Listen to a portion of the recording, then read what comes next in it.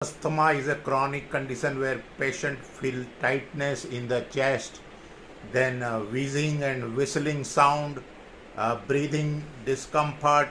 These are the very common symptoms.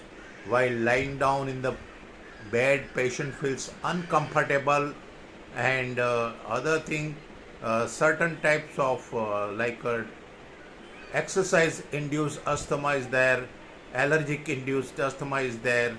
So these are the most prominent asthma, and one has to take care about this all these things.